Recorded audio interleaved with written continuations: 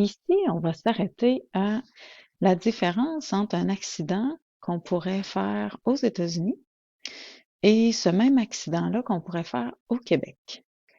Quelle différence ça fait dans le règlement de sinistre? On prend par exemple Karine qui, avec son Mitsubishi Mirage, assuré avec du chapitre A, avec 1 million de responsabilité civile, du B2, franchise 250, B3, franchise à 100. Elle est non responsable d'une collision qui cause 5 000 de dommages à sa voiture. On commence par les États-Unis. Comment ça va se passer son règlement? Karine va réclamer à son propre assureur, qui va payer un chapitre B2, parce que c'est de la collision. Avec 5 000 de dommages, moins 250 de franchise en B2, son assureur va faire un paiement de 4 750 au garage. Et il va pouvoir aller en subrogation contre le responsable de l'accident. Si l'endroit, le lieu de l'accident le permet, l'assureur peut faire ça. Donc, aux États-Unis, c'est le cas. Son assureur va pouvoir poursuivre l'assureur tiers ou la personne directement si elle n'est pas assurée pour un montant de 4 750 Karine, de son côté, elle aussi va pouvoir poursuivre le responsable pour un montant de 250 parce que c'est la franchise qu'elle a payée de sa poche. Donc, au final, quand toute la poursuite, subrogation, que tout est terminé, Karine n'a rien eu à débourser. Le 5 000 au complet de réparation a été payé à son garage. Scénario numéro 2. Karine fait ce même accident-là au Québec et les conditions sont là pour que la convention d'indemnisation directe s'applique.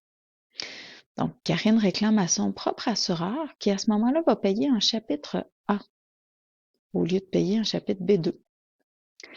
Parce que son assureur prend la place de l'assureur qui est 100% responsable. Puis il paye tout, comme s'il s'était fait poursuivre, dans le fond. Donc, le règlement va se faire en chapitre A, 5 000 sans aucune franchise pour Karine. À la limite, Karine n'aurait pas besoin de B2 sur son contrat pour pouvoir être indemnisée. Il n'y aura pas de subrogation de la part de l'assureur de Karine envers qui que ce soit. Puis il n'y aura pas de poursuite de la part de Karine non plus. Elle n'a pas de raison de poursuivre. Elle, tout a été payé par son assureur.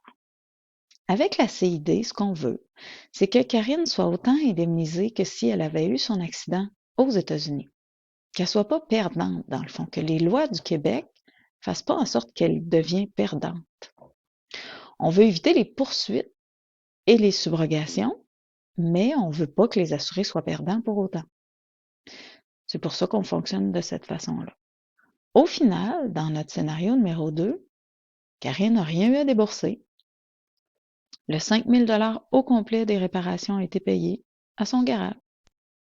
Donc, l'objectif est atteint. Karine est dans la même situation là qu'elle l'aurait été si l'accident avait eu lieu aux États-Unis. La finalité pour son assureur, c'est que c'est son propre assureur qui a déboursé, puis il n'y a pas eu de poursuite.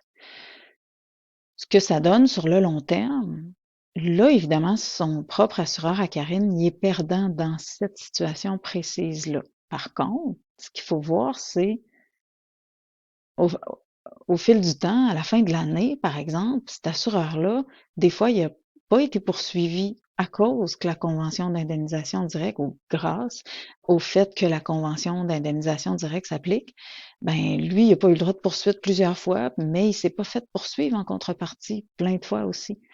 Au final, un dans l'autre, pour ce qui est des assureurs, ce que ça a comme impact, c'est que ça leur évite beaucoup de frais d'avocat.